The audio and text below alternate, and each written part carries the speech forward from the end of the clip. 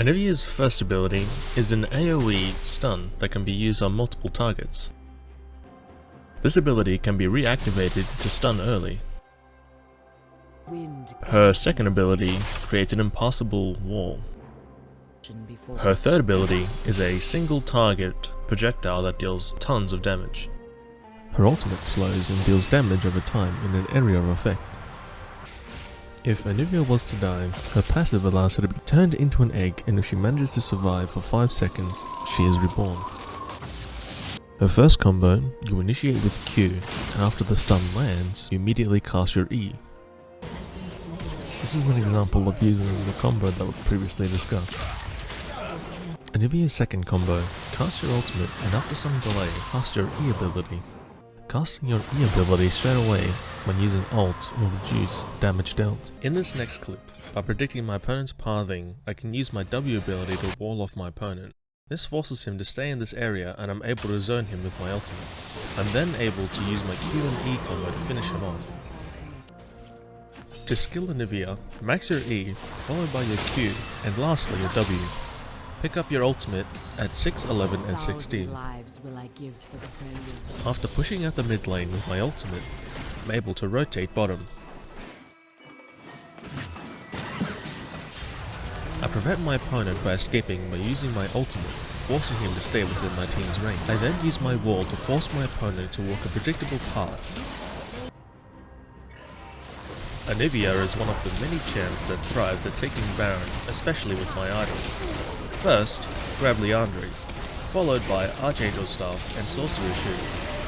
Purchase Zhonya's afterwards and whatever else you need for that game.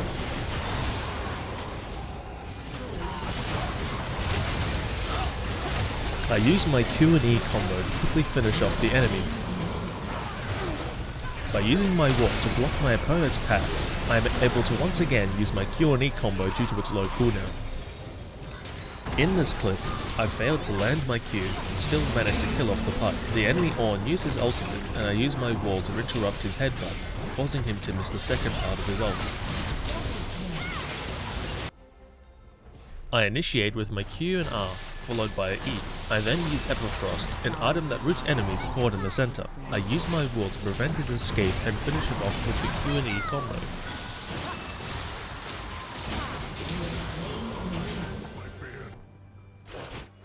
Anivia has tons of potential damage output, but her main downside is positioning. One wrong movement and it can be all over. A good general tip is to be facing your opponents when you cast your ultimate. Staying behind your teammates and dealing constant damage to enemies is the best playstyle for Anivia. In teamfights, Anivia should always be looking out to try to pick out one of the weak targets first. However, if there are only tanks, they should be aimed primarily.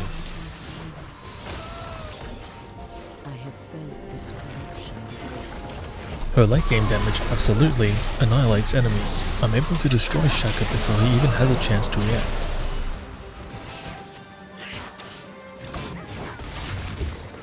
I once again use my Q and E combo to absolutely destroy the enemy. Thanks for watching this video, and hopefully you guys learned a thing or two about how to play Anivia.